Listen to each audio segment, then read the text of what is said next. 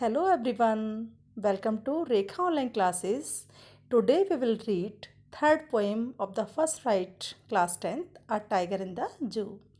This poem is written by Leslie Norris.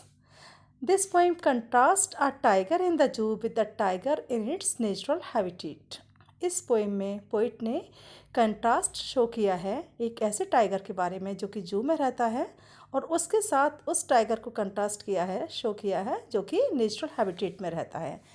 Habitat place of living यानी कि forest में now we will come to first stanza he stalks in his vivid stripes the few steps of his cage on pads of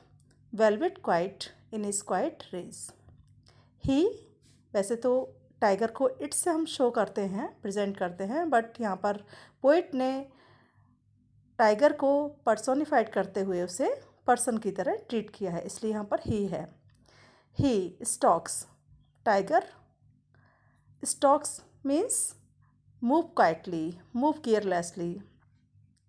vivid means bright stripes यानी कि tiger की body पर जो bright colour से stripes बनी होती हैं उस बॉडी के साथ वो टाइगर मूव करता है कहाँ पर द फ्यू स्टेप्स ऑफ इस केज क्योंकि वो केज में बंद है इसलिए वहाँ पर प्लेस भी लिमिटेड है इसमें वो फ्यू स्टेप्स ही चल पाता है on pads of velvet quiet in इस क्वाइट रेस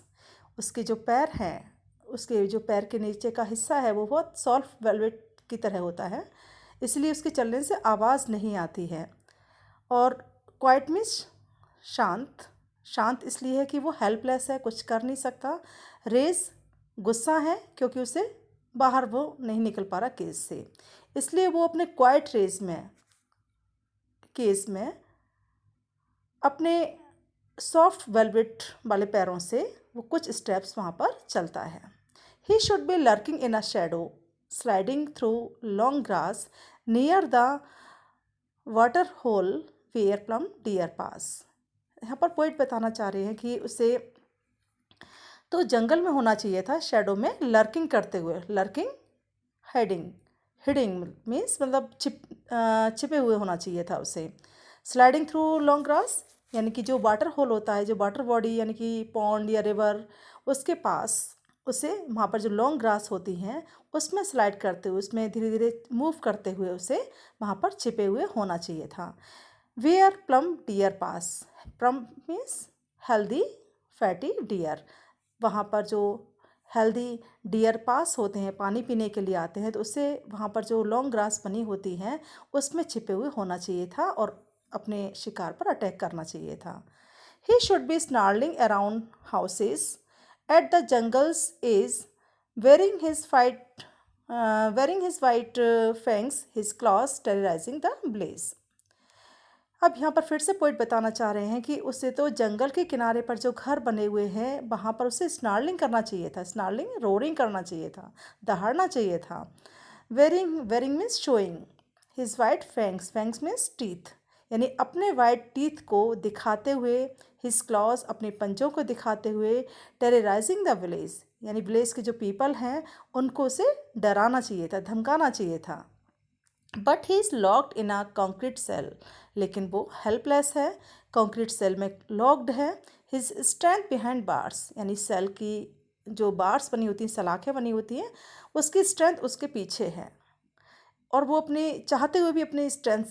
से वो कुछ नहीं कर सकता स्टॉकिंग द लेंथ ऑफ इस केस इग्नोरिंग विजिटर्स इसीलिए वो उस केस में जो उसकी लेंथ है वहीं पर स्टॉकिंग कर सकता है वहीं पर वो चुपचाप टहल सकता है इग्नोरिंग विजिटर्स यानी कि जो वहाँ पर जू में एनिमल्स को देखने के लिए आते हैं उन विजिटर्स को वो इग्नोर करते हुए वो अपने केज में चुपचाप टहलता है he hears the last voice at night the patrolling cars patrolling vehicles of police